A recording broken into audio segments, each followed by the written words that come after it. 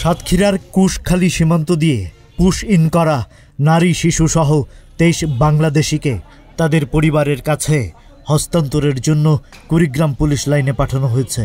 বৃহস্পতিবার দুপুরে সাতক্ষীরা অতিরিক্ত পুলিশ সুপার ইমরান হোসেন সদর থানা থেকে তাদেরকে পুলিশের একটি বাসে কুড়িগ্রামে পাঠিয়ে দেন।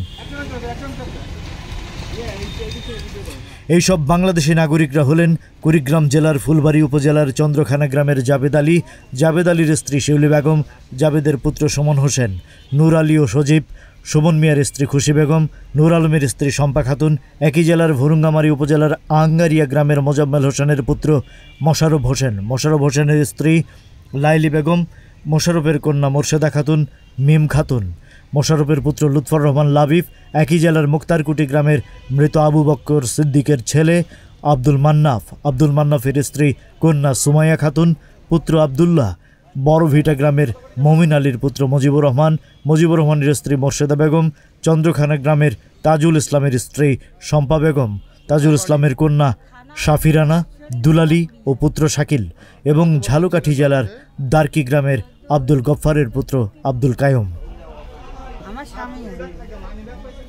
গেল 27 মে ভোর 5টার দিকে ভারতীয় বিএসএফ কৈজুরি ক্যাম্পের সদস্যরা খলিশা সাতক্ষীরার কুশখালী সীমান্ত দিয়ে নারী শিশুসহ 23 বাংলাদেশিকে পুশ ইন করে।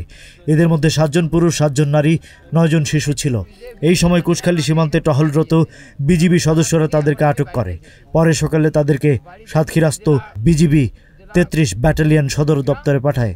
বিকালে তাদেরকে সদর থানায় পুলিশের কাছে হস্তান্তর করে। পরিবারের কাছে হস্তান্তরের জন্য একটি বাস যোগে তাদের সবাইকে কুড়িগ্রাম পুলিশ লাইনে নিয়ে যাওয়া হয়।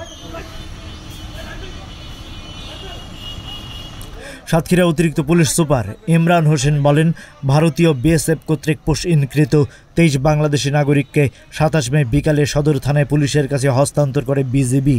যাচাই বাছাই করে দেখা যায় তারা সবাই বাংলাদেশি নাগরিক। তাদের মধ্যে 22 জনের বাড়ি কুড়িগ্রাম, 1 জনের বাড়ি ঝালকাঠিতে। কুড়িগ্রাম যেহেতু সাতক্ষীরা থেকে অনেক দূরে, এজন্য একটি বাসে করে তাদেরকে কুড়িগ্রাম পুলিশ লাইনে পাঠানো হয়েছে। সেখান থেকে কুড়িগ্রাম পুলিশের মাধ্যমে তাদেরকে পরিবারের সদস্যদের কাছে হস্তান্তর করা হবে।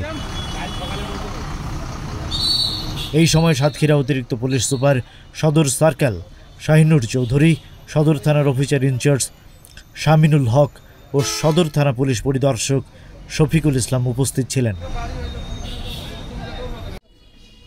সাতক্ষীরা জেলা প্রতিনিধি মোজাফফর হোসেনের তথ্যচিত্রে ডেস্ক রিপোর্ট।